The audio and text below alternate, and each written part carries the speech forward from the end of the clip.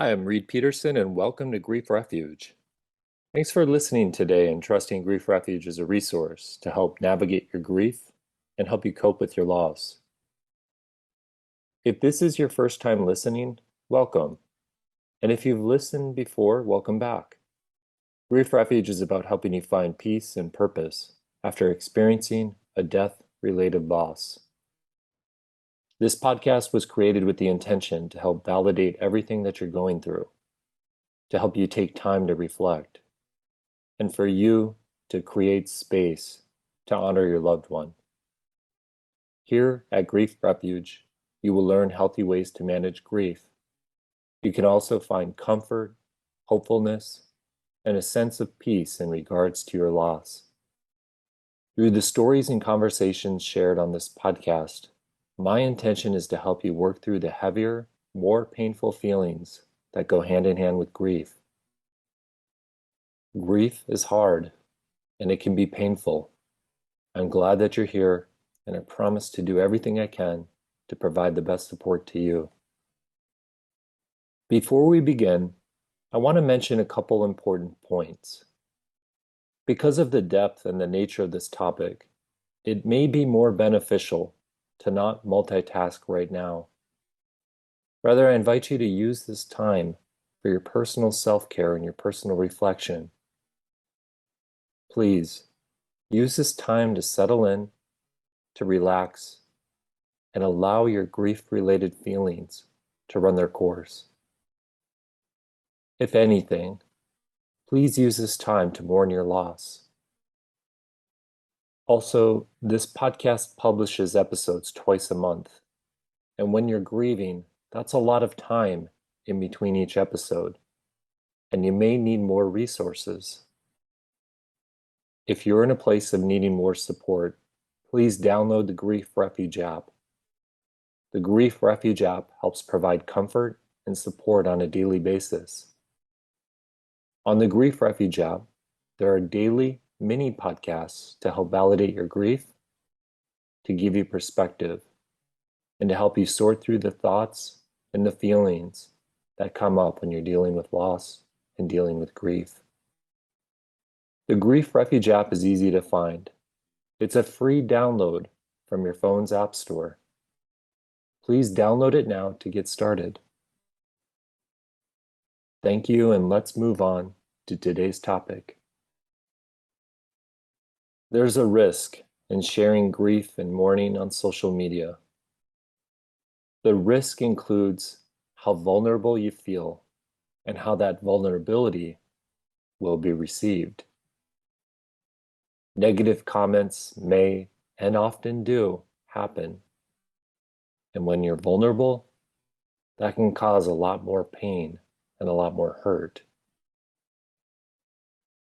So the question is it helpful to share your grieving soul on social media? This is a question that has a lot of different opinions and answers. Coming up on this Grief Refuge podcast episode, I share a conversation with Dr. Saren Morong about his grief journey and how he took the risk to post parts of that journey on his social media channels. And folks, he went viral. He posted on TikTok, Instagram, Facebook, and YouTube. This grief conversation is about as authentic as any grief conversation can get. My special thanks to Serendipity, which is Dr. Saren's online handle, for articulating the way in which his soul had been broken and what he needed to do in order to put it back together again. Please enjoy our conversation and the full interview now.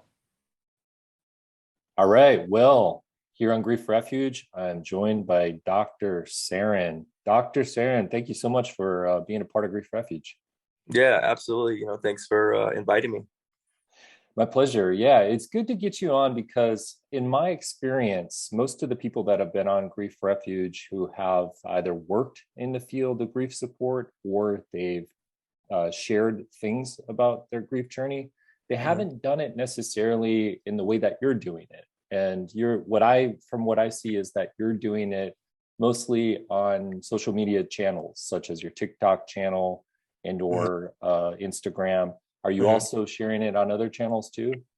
Mainly just on there now. I have a YouTube channel, same thing, Serendipity MD. I haven't put any of the grease stuff on there yet. I haven't gotten super savvy with a bunch of long videos or anything, but I do plan to post stuff on there as well too. Okay. It's an interesting take because I'm going to be very transparent and honest with you. Hmm. I've actually advocated for people when they're expressing a bit of their grief to be a little bit cautious. I'm not saying don't share it on social media, but I'm saying be very cautious because for one reason, like in social media, we can get a little tripped up or caught up in like hoping for likes or hoping for comments, Hmm. especially when you're grieving because there's a lot of vulnerability there. And Right. so, like, there might be an intention, whether unconsciously or consciously, to Hmm. have the need for more support. But then if it doesn't show up on social media, that can really hurt. And like I Sure. said, that vulnerability is there. So if you don't mind me asking to get the conversation flowing, Dr. Saren, like, you know, I don't want to say what inspired you, but like, how did you make the decision to come to sharing some of your personal grief experiences through your social media channels? Yeah, well, for one thing, it's evolved over time. So as far as my grief journey is concerned, I'm 8 years into it. So this isn't something that happened, a few months ago, a year ago. I definitely wouldn't have been able to share in the same way at early stages of my grief, basically. And I can tell you that even a few years ago, all I ever did was make like a brief statement on like my Facebook about maybe it was my wife's birthday and what we were doing, or something like very simple. And then a few years ago, I started doing, my Serendipity MD page, and that was just basically family medicine stuff and family medicine topics. But I've always liked to just add in any personal experience when I can with a patient in general. Some people are closed to that, some people aren't. I'm just kind of more open with it, and I've learned being more open through my grief journey. But I started with just simple things, and I just found that like that made like the experience just seem more, I guess, like valuable and helpful for the patient and maybe helpful for me. And so at the beginning it was snippets, and then it just became bigger. And then what really exploded this past month was just was a video that I put out on the anniversary of her death. I mean, that's why we're talking now. That's what got a lot of attention. And at the time I did it, it just was something that like I was moved to do at the moment. I hadn't really even planned on making a video, but I sat down at my desk, like I was in between patients, and I looked at the time, and it was like coming up on the exact time that my wife had like sent me like a text message, and all that stuff just came flooding back to me because the day that she passed away, I was at work seeing patients, and here I am at work seeing patients again. And I just thought, you know what, like I basically just hit record and was like, I'm just going to make a video on this. And so I put that out there, and I see what you're saying about, being cautious with it. And I don't think that my soul could have handled some of the negative comments earlier on. But I can handle it now, because even though like the majority of the comments are positive, there's some people who've said some negative stuff that could be hurtful. So I would agree with you on people cautioning themselves about sharing too much. But in the end, I found that like when I let that out, it's kind of like it takes its power that it has over me, and that I usually feel better from sharing in that way. So that's why I like doing it. Really appreciate that insight and that perspective, Dr. Saren. You really got me attracted to you speaking about your soul. And without me assuming too much, I'm wondering if you could share a little bit about like when the loss of your wife first came about, and as compared to how you identify your soul now. Can you share a little bit about the difference? Um, Maybe it's something I'm still working on, but like I guess more aware of. When she first passed away, I mean, I never considered myself very much of like, let's say, a religious person, but somebody who, I don't know, identifying with something greater than me, that kind of thing. And so when she first passed away, I remember people asking me like, well, do you believe in God? And I was like, well, I'm really angry at God right now. So I guess I believe that's where all my anger was directed. Because how could you do this? How could you do this to her, to me, to her kids? How could you take her away from us? That kind of thing. And that's the way that I felt. And but in terms of like how my soul has like changed over time, and like if I want to think of my soul as like my heart and what I have to offer other people and like love that I have to offer other people, it's bigger now than it was before. Not at the beginning, but I'm talking through like grief work and therapy that I needed to do. And I guess I just eventually realized, like, in terms of my soul, that later on, you know, I had more room for people and was able to accept more things. I feel like my soul has become more aware and conscious and try to be in the present moment. And that, of course, is by no means perfect. I mean, I have things I get tripped up on, and I have problems that I still need to work on, but it's definitely something I'm more aware of than what I used to be. Hmm. I really appreciate your honesty. I feel like, if anything, in you sharing that video, that really got a lot of interest and response.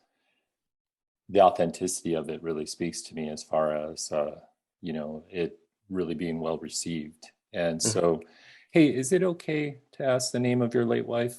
Yeah, yeah. Her name is Visa, like the credit card Visa.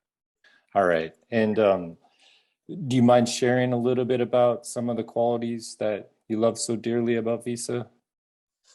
Um, she was a very family-oriented person. She had a huge family. Her family immigrated over from Laos, and she could speak Laos even though or Laotian actually, even though she grew up here and stuff. But she was the youngest of eight and had like, I don't know, like 20 nieces and nephews. And, for her, it was all about family and just always being with family and that kind of thing. So I love that. And I kind of came from a small family. I mean, I had grandparents and a couple aunts and uncle around, but I was an only child growing up. And then all of a sudden I'm in this family where it's just like endless amounts, it seemed like. And I mean, I even had trouble remembering all of her sisters' names. She had five older sisters, and it took a while for me to get all their names straight and stuff. So just very family oriented, always just kind of like a bubbly person, like kind of the one that sort of walks into the room and people just kind of gravitate towards her, and the spirit that she had. So that's what was like very immediate about her, like from the first time I met her. Thank you, Dr. Saren. It's just good to know a little bit about her to help honor, that, you Hmm. know, I'm so curious, like you are now remarried and you have a blended family, and I'm sure things are like, is it fair to say they're thriving, right? They are. I mean, we have our challenges just like any other family. But it definitely, one of the things from that video, because I did several others like after it, sort of like there was kind of like the day before, the day of, the day after, and I showed, a lot of people refer to when you get remarried, like your chapter two, kind of thing, just sort of is that your story goes on, your story hasn't ended. And a lot of people said, oh, we're so glad you found happiness again, as in my second marriage. And I always want to be really clear with people that I'm not happy just because I got in another marriage. It's not like I needed to replace Visa just to be happy. Like, oh, as long as I put in somebody else, then I'm happy. Like, that's not how it happened. I, first took a deep dive. And then once I started picking myself back up and doing therapy and doing things that people suggested, I started getting better. And I, kind of going back to what you talked about with the soul, my soul started healing. And the way I look at it is that once I had worked on my internal happiness, worked on my soul, it allowed me to be available for another marriage. And so, yeah, we're in this, it's a blended family. My current wife had two kids. I have two kids, and then we have one together, a little 2-year-old, who is starting to cry as we speak. But, it's challenging sometimes in different parenting styles and different kids and stuff like that, but it also brings a lot of just sort of, I don't know, beautiful chaos with it too. Hmm. Yeah, again, I'm just struck by your authenticity. So I'm just so grateful we're having this conversation. Thank you. You pointed out some very just meaningful things as far as like, hey, happiness wasn't what you wanted, or Mhm. excuse me, happiness wasn't like the end result by getting remarried. Right. And also hearing you doing your work. My goodness, like it's, I can get the sense that it's been a journey for you and the journey continues, and Yeah. just appreciating it. If anything, like you speak to about like, I can't remember if you said broken or shattered. Do you remember the word? I like to use the words that you use. I think I said broken, but I'm not sure. Broken. Both Okay. of them Yeah. fit. Yeah. It was broken and then putting yourself back together. Were there times where things felt hopeless? Oh, for sure. For There was sure. definitely in the immediate future, and immediately after she died, with like the past, like the couple weeks after her passing away, there was just despair. I can't go on. And I tell people too, I've made some videos on this as well too. I mean, I was suicidal at one point for sure.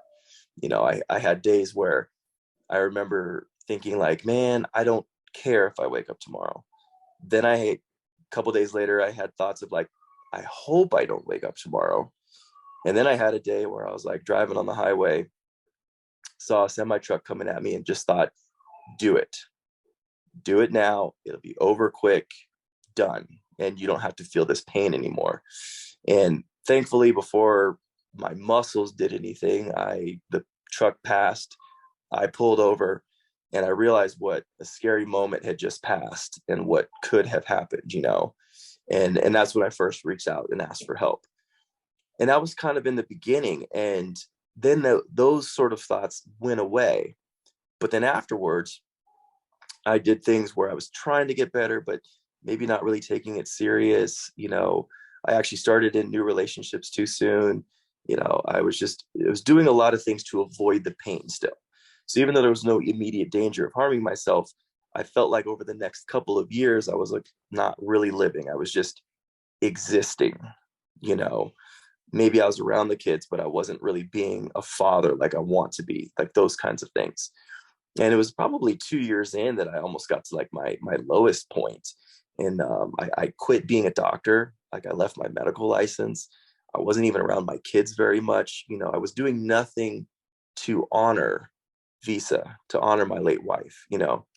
And finally, just a combination of enough things happened that I really took it to heart, like really started to work on myself. I did grief therapy, and I did it in a group setting. I did trauma stuff because that was a big deal. That was part of why I didn't want to go back to work, because every time I was seeing a patient and they brought up something that related to what happened to her, that it was hard to deal with. And so once I started doing that serious stuff, that's what started to fix the broken pieces, to repair me. And then what I talk about in that video too was like, it's not like I got over my grief. It's still there. It still strikes me at sometimes. It just comes out of nowhere. But I can live with it now. I can move forward with it now. Hmm. So grief is often paradoxical because it can hurt so damn bad. And you just exemplified just, I don't know what else to call it, Dr. Sarin, but to me, I kind of label it as power, just the power to be able to show up to it, perhaps lean into it, or um, open yourself up to experiencing it rather than avoiding it, as you clearly articulated. And so I just am so curious, because to me, your experience has been, it's profound. I really think, I can learn so much from you as you articulate your journey and your experience. And I'm just so curious if there's something that you just have thoughts on in regards to, for people who are listening to this podcast, they're recognizing, God, this hurts, and perhaps maybe they're thinking, things that make them extremely uncomfortable or fearful, scary. Mhm. Can you say anything that might just help bring more authenticity, but also be, no pressure, of course, but a Yeah. source of hope to somebody who's perhaps in a situation that they've identified that you just explained? Yeah. Actually, because I do think about this stuff a lot and because I talk about it, and going back to sharing things, sometimes as I share, more comes out that maybe I wasn't even anticipating in sharing, and it just helps get my thoughts out. You know what I mean? And so what I've realized through doing all that, like what I identified was what I wanted my legacy to be to my boys and to my boys alone, nobody else, but to my boys. That's what I was able to identify with, which helped me move forward. Now that could be different for anybody, depending on their situation, depending on who it is that they lost. Maybe they lost. I get a lot of people telling me about how hard it's been to lose their parents, which is sometimes, I mean, as part of a natural process, they're supposed to pass away before us, but maybe they still passed away at a young age. And so maybe somebody needs to figure out what their parent would want them to do, that kind of thing. So what I was able to move forward with is when I realized that my boys had this traumatic thing happen to them, that they're never going to really know their mom, and that's always going to be a part of their story. And I could either add negativity to that story by being a father who wasn't really present or messing up or whatever it is, and I could make the story worse, or I could be a father who recovered from it and be present in their lives as they get older. And even though it sounds like simple, like of course you want to do good for your kids, the state of mind I was in with my grief, I wasn't grasping that. But all of a sudden it became clear, like, I have to work on what legacy, how do I want them to remember their dad? And then it kind of almost like took pressure off of me, because it was like, you know what, I can do anything in my life. I can change careers. I could be in a new relationship, because as long as like they're proud of their dad, that's all that their mom is really going to want from me anyways. And I knew that if I take care of them in the way that I know she would want me to take care of them, then I feel like I'm always honoring her. And that's also something that helps me move forward, because it has been difficult at times to be present with my current wife, yet honor my late wife.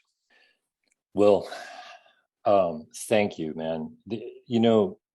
I just think your voice, the things that you say and your thought process, I just am deeply grateful. I'm deeply grateful for everything that you share, because more so than anything, I'm so attracted to the honesty that you speak from. You're keeping it real, and that I'm deeply grateful for, because I've always perceived grief as like, yes, painful and also a very authentic experience. It Mhm. really helps us learn a lot about what being a human is. Oh, The absolutely. good, the bad, and the ugly. And so Absolutely. I'm just so thankful for your story. I'm thankful for all your experiences. I'm hopeful that sometime we can connect again Mhm. in the future and talk a little bit more. Um, Talk a little bit more about honoring your late wife, and also being in your current relationship, your current Yeah. marriage, and current family. I think that'd be a very important topic. If you're willing to, we can Yeah. circle back. How about that? I like it. Absolutely. All Like I right. said, I like to share. I realize it helps people, and it helps me to talk about it. And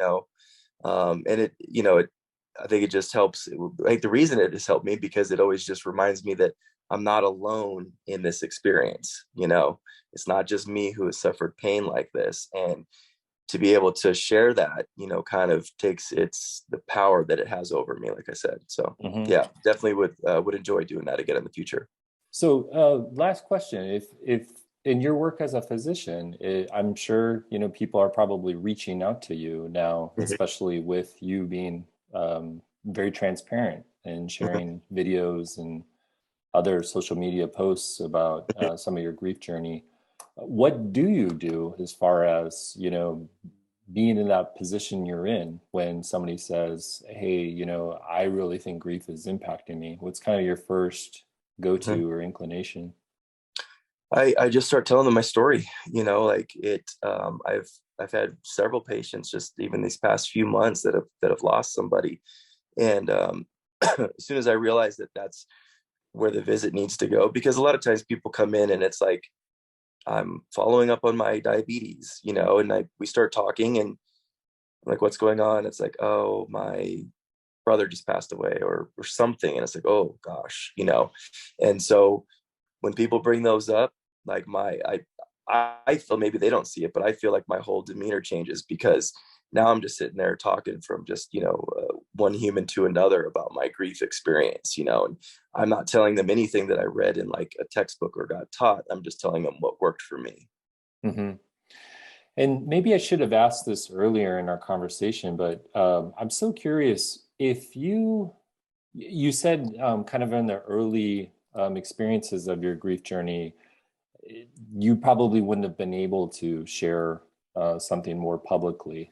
Uh, Mm-hmm. do you remember like when, how far into your journey, when you felt okay to speak to something publicly? Yeah, actually, the second you said that, I just got reminded. So something I did actually do early on.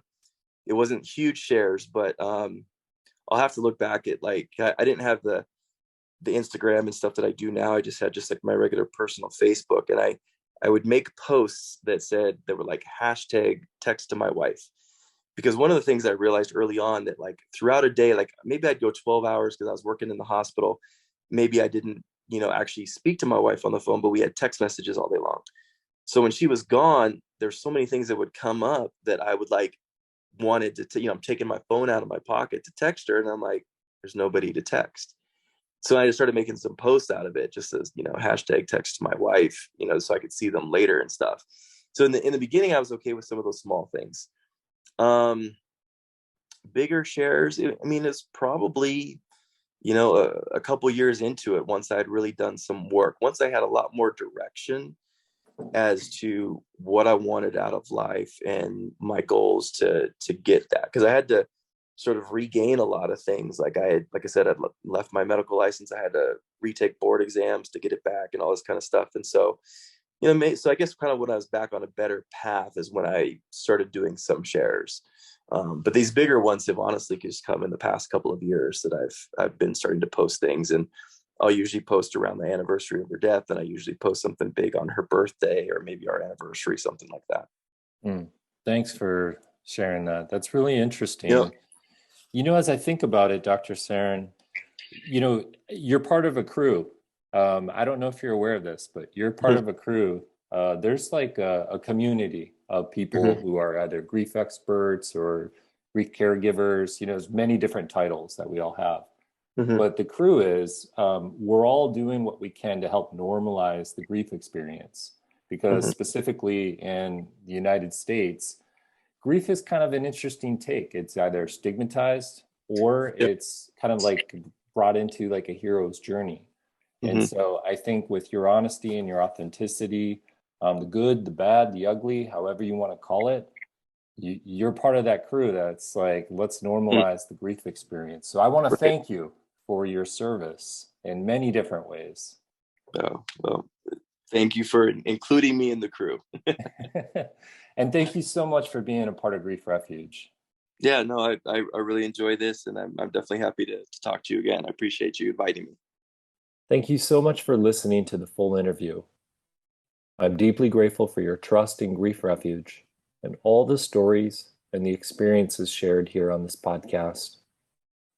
Grief and healing is important work, and although painful at times, it's worth it for helping you heal your it's worth it for helping to heal your heart, your mind, and your soul. Remember that if you need more support, download the Grief Refuge app. It shares something new every day to help provide comfort and support to you through this difficult journey. Please search Grief Refuge on your phone's App Store now. Also, please take a moment to leave a rating and review. Your feedback is deeply valued and listened to. We want the Grief Refuge podcast to best serve your needs, and the more you let us know, the better we can provide. So please rate and review the Grief Refuge podcast on your favorite podcast player. Thank you, take care, keep honoring your grief, Keep listening to your heart. Be kind to yourself and talk to you soon.